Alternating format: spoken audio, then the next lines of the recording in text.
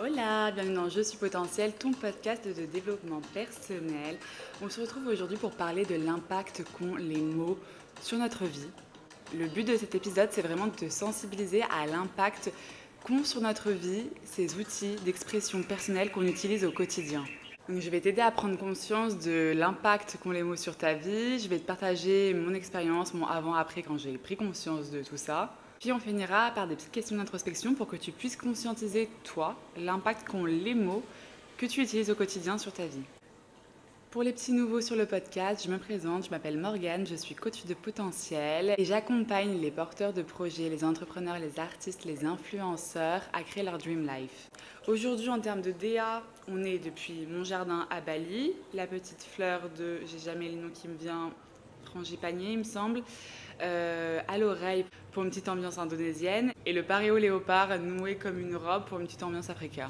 Et déjà pour l'introduction, j'ai une petite anecdote qui s'est passée là il y a 2 minutes. Pour ceux qui ont l'habitude de regarder le podcast vidéo, vous verrez peut-être que l'angle de la caméra n'est pas au même endroit dans mon jardin que d'habitude.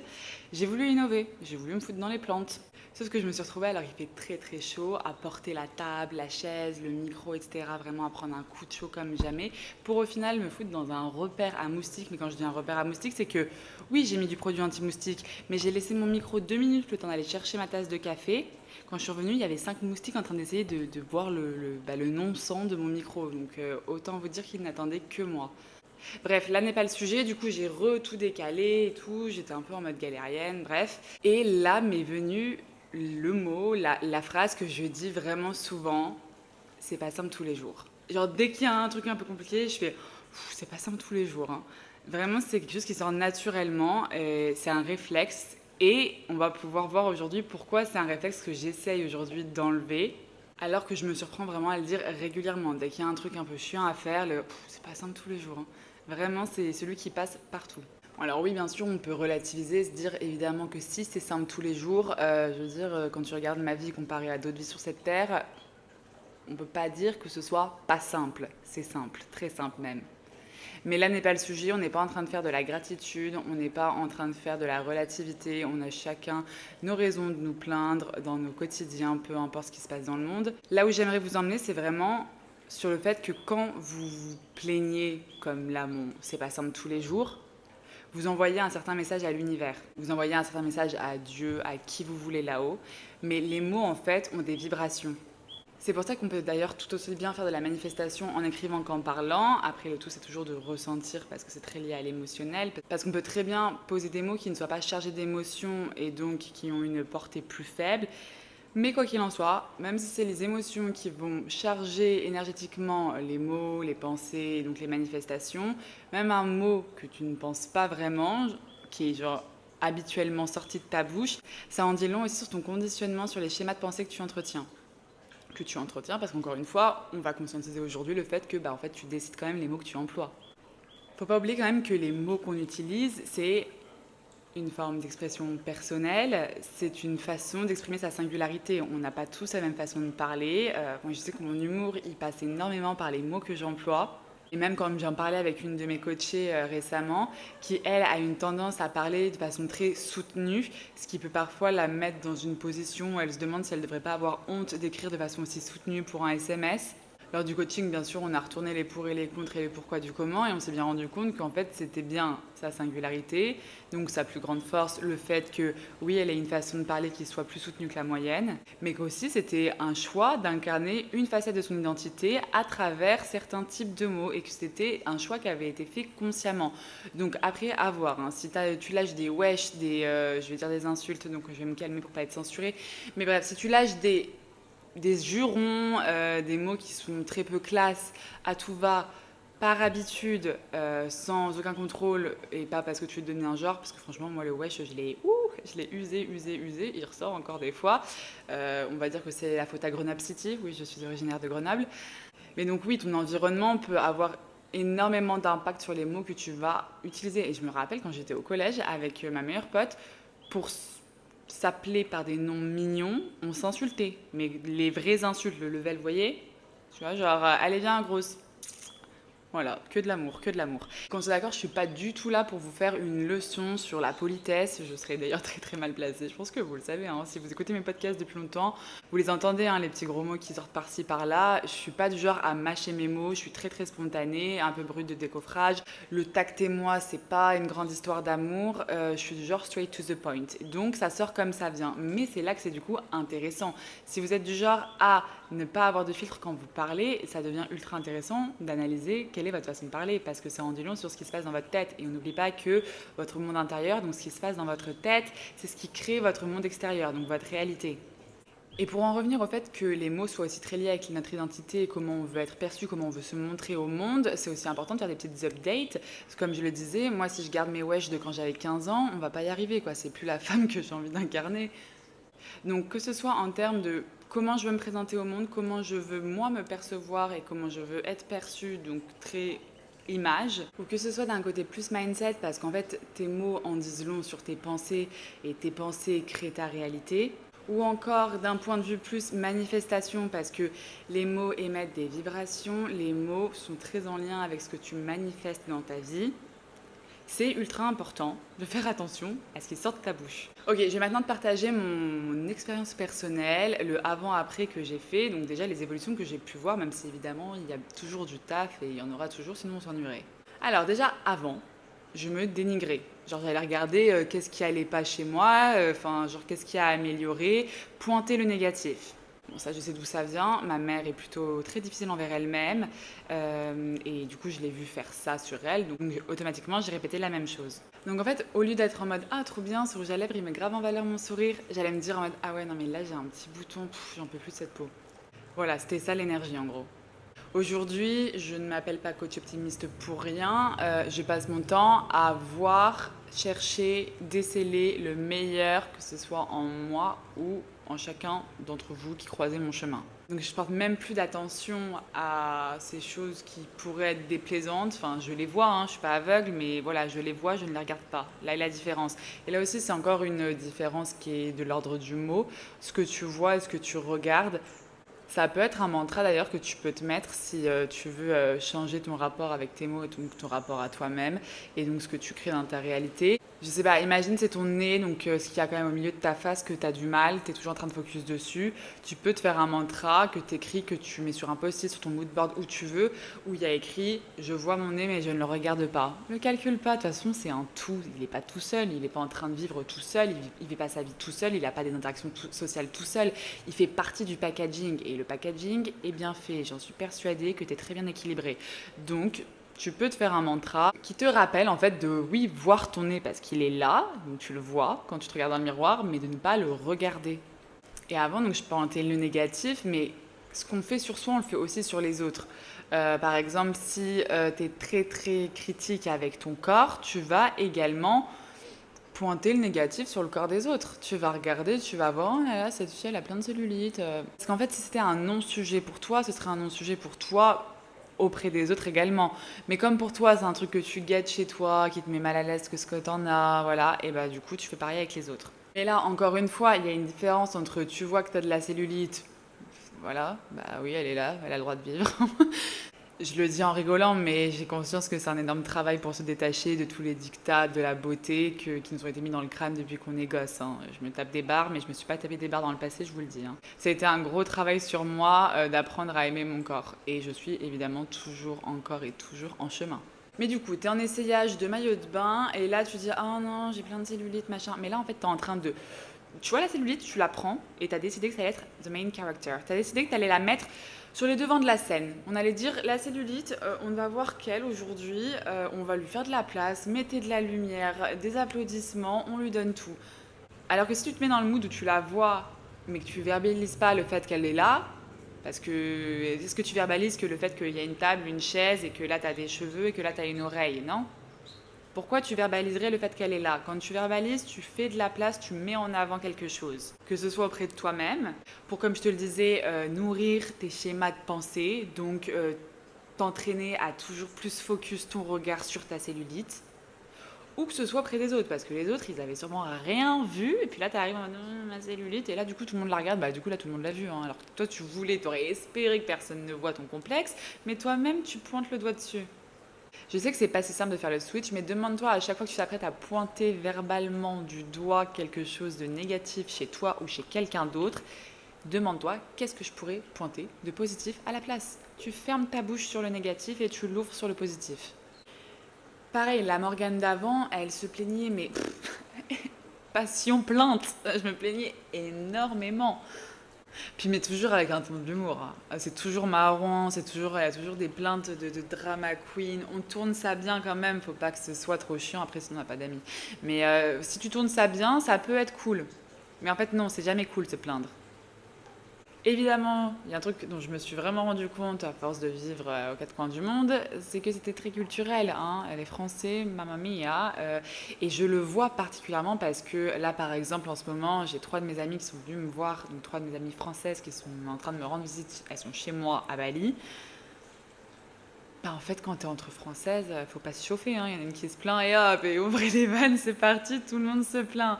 Et je pense que c'est important de trouver le juste milieu entre avoir cette safe place où tu peux parler en toute vulnérabilité et te confier sur tes douleurs, versus s'entraîner, s'encourager à focus sur tout ce qui nous embête, sur tout ce qui ne va pas, et même du coup faire grossir ce qui ne va pas.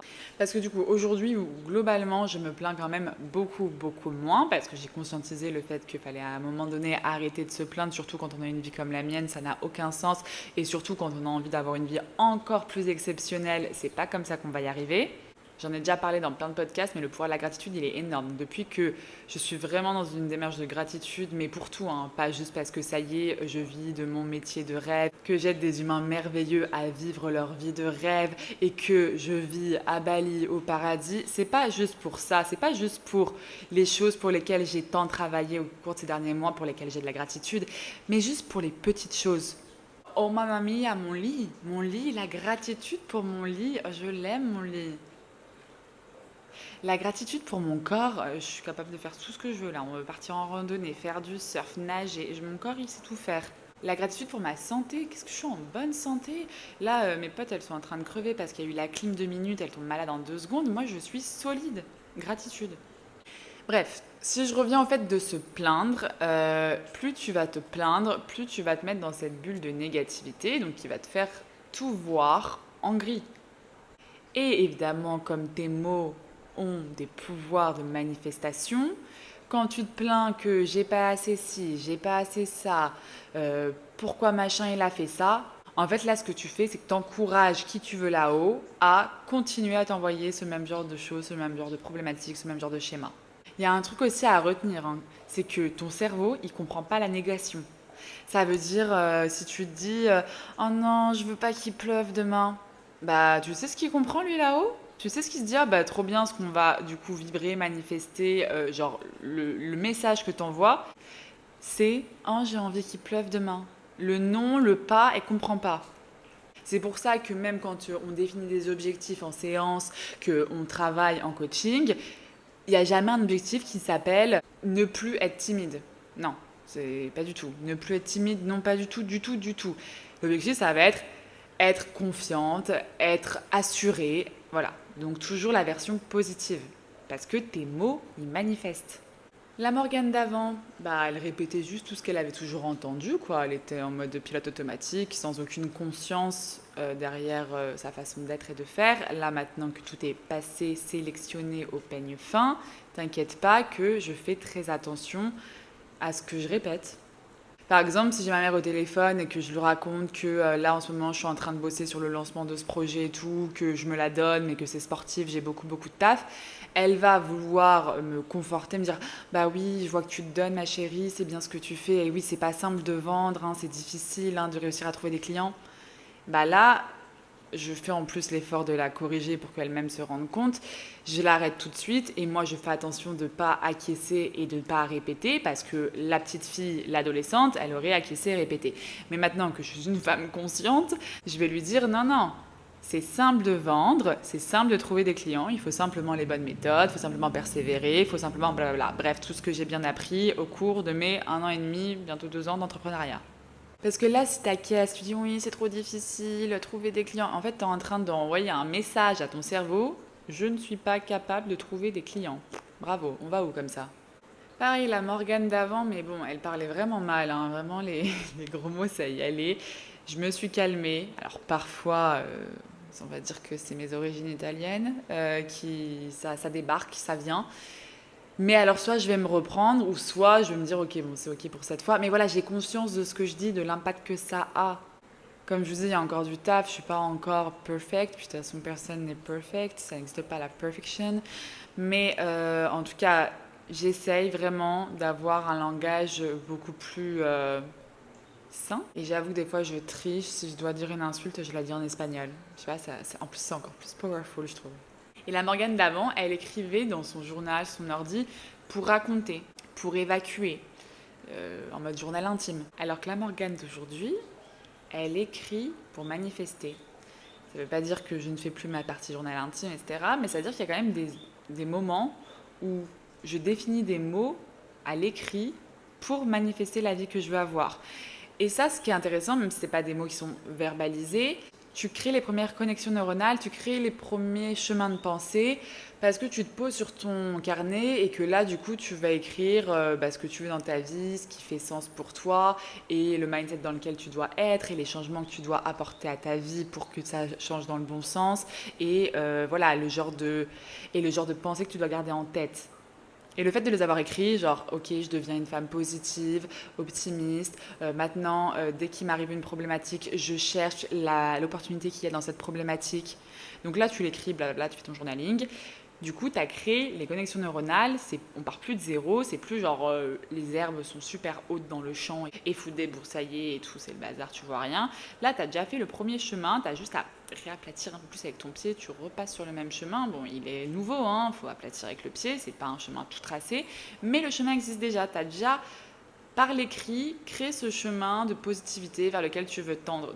Et donc, à ce moment-là, quand tu notifies que tu as des mots qui ne t'aident pas vers tes objectifs, des mots qui pourraient te limiter, entretenir des schémas de pensée limitants, là, tu as déjà en tête les mots par lesquels tu dois les remplacer. Donc, tu peux te corriger.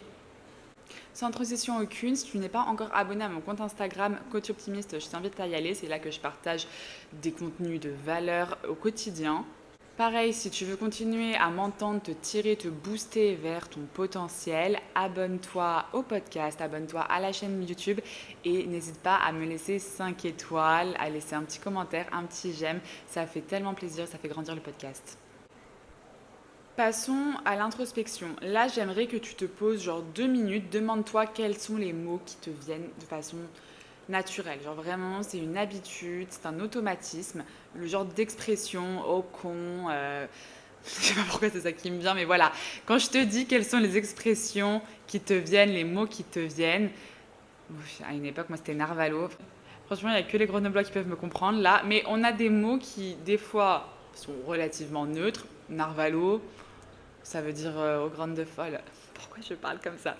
Bon, bref, il y a des mots qui sont relativement neutres. Et genre là, Narvalo, c'est ni mauvais, ni pas bien. C'est juste fun. Mais c'est quand même associé à la street de Grenoble. Mais que voulez-vous? On ne renie pas ses origines. Bref, réfléchis, pose-toi 2 secondes sur quels sont les mots que tu emploies naturellement, qui te viennent, peut-être quand tu es en voiture, quand il y a quelqu'un qui pile devant toi, qui fait une queue de poisson, les gens ils font n'importe parfois. Ou quand tu casses quelque chose. Par exemple, il y a beaucoup de gens, ils se foutent des béquilles, des auto-béquilles, à leur estime personnelle. Dès qu'ils vont casser un truc, faire tomber quelque chose, ils vont dire « Ah, quelle conne !» Genre, ils vont vraiment s'auto-insulter. Bref, pose-toi 2 secondes, mets pause sur le podcast, demande-toi quels sont ces mots, ces expressions que tu utilises souvent. Maintenant que tu les as identifiés, tu te demandes simplement par quoi les remplacer. Tu fais tomber quelque chose, au lieu de te traiter de gourde, au lieu de te traiter de conne, bah tu remplaces par autre chose. Moi je crois que ce serait plus du genre, je fais tomber un truc, je vais faire ay caramba. Voilà, bon, je suis un peu keblo au Mexique et tout, mais bon, bref, c'est neutre par exemple, ay caramba. Quoi qu'il en soit, je te pose ça là, il faut que tu comprennes que tes actes ne vont pas définir ton être, à moins qu'ils soient répétés de façon récurrente. En gros, tu fais tomber quelque chose, tu casses quelque chose, tu n'es pas une empotée. Tu es quelqu'un qui a fait une action d'empotée, à la limite. Mais ça, c'est pas très valorisant. Mais en gros, ce que je veux te faire comprendre, c'est que tu ne te définis pas par tes actions. Si tu casses un verre tous les matins, bon, au bout d'un moment, là, on va pouvoir dire que globalement, t'es pas quelqu'un de très adroit. Donc ok, t'es maladroite. Mais c'est pas parce que tu le fais de temps en temps, voilà, des fois il t'arrive certaines choses, que tu dois te définir comme telle. On a tous le droit à l'erreur, c'est pas parce que même à un moment t'as pas été gentil avec quelqu'un que t'es quelqu'un de méchant. De toute façon, c'est jamais tout noir ou tout blanc. Donc si on reste sur le je fais tomber quelque chose, donc je suis en mode maladroite, tu peux très bien juste te dire ah je suis pas concentrée. Ça se tient, enfin t'as des tailleurs, bref, t'avais 10 000 trucs dans les mains, t'as fait tomber un machin, donc t'es pas focus, t'es pas concentré. Bon très bien, c'est pas grave, c'est neutre. Ou même, ça peut très bien être, oh là là, t'es trop ambitieuse. Je sais que ça, c'est quelque chose que je me dis souvent. Je me dis, bon, Morgane, c'est bien beau d'être ambitieuse et optimiste, mais il y a des limites. Donc, par exemple, si je prends 10 000 trucs, si je veux porter des courses et que j'ai 10 000 paquets dans les mains, moi, j'adore le challenge. Hein. Donc, la boîte d'œufs en équilibre là-haut, c'est pour moi. Mais voilà, parfois, c'est un peu trop ambitieux, un peu trop optimiste. Une autre question que j'aimerais te poser, c'est bon, suite à ces mots, ces expressions que tu as identifiées, que tu as tendance à utiliser de façon récurrente, demande-toi qu'est-ce que ces mots disent de toi. Est-ce que tu as tendance à te définir comme trop quelque chose, pas quelque chose, horrible? Tu vois, c'est quoi le champ lexical qui revient? Et là, du coup, tu accèdes à des pistes d'amélioration qui vont te permettre de te libérer ta parole, libérer ton esprit. Par exemple, moi j'avais tendance à être très, je le suis toujours, mais je l'étais puissance 1000, très dans le superlatif. Genre, c'est trop bon, c'est abusé, c'est un truc de dingue, de fou, enfin bon, dans l'abus, la nana dans l'abus. Et en fait, ça reflétait juste le fait que je vivais tout intensément, que tout pour moi, enfin ça m'attire un peu avec ce côté très hypersensible, tout me heurte de façon extrême. Donc vous me direz, ah bah, c'est génial, quand du coup tu es plutôt une femme positive et tout, c'est-à-dire que tout est incroyable. Sauf que c'est les montagnes russes émotionnelles d'avoir toujours soit des ups de ouf, soit des downs de ouf. Soit c'est terrible, c'est tragique, soit c'est incroyable, le monde est parfait. Enfin non, c'est pas du tout sain, c'est pas du tout équilibré. On a tous des émotions, c'est cool de les verbaliser, c'est cool d'être enjoué, c'est ok d'être très triste. Mais en fait, le fait d'identifier que j'étais beaucoup dans le superlatif, ça en dit long sur le fait que j'avais une sensibilité accrue et que je prenais les choses parfois trop à cœur. Aujourd'hui, j'ai beaucoup plus de recul et bah c'est merveilleux et c'est pas fou et mince, crotte, on aurait pu faire mieux. Mais voyez ou pas, c'est pas des mots qui traduisent d'une femme qui est désemparée par ses émotions et qui se fait bousculer. Enfin non, genre globalement tout est sous contrôle quoi. Genre c'est cool ou c'est moins cool, mais tout est ok. Donc voilà, je t'encourage vraiment à regarder toi dans ta façon de parler, les mots que tu utilises, qu'est-ce que ça dit de ton mindset. Et si tu as envie de travailler sur toi, sur ton développement personnel, pour pouvoir te créer la vie de rêve que tu mérites, parce qu'il y en a marre de vivre par procuration la vie de rêve des autres sur les réseaux sociaux, il serait temps que toi tu aies cette vie qui te rend pleinement épanoui. J'ai pour toi l'opportunité du coaching révélation dont je t'ai déjà parlé, qui ferme les portes aujourd'hui le jour où sortira ce podcast. Donc si tu es un fidèle à l'affût qui écoute directo le podcast quand il sort, je te rappelle que tu as jusqu'à aujourd'hui pour rejoindre le coaching révélation, aujourd'hui minuit heure de France, donc ce coaching de groupe qui va te permettre d'atteindre tes objectifs dans un espace de paix mentale.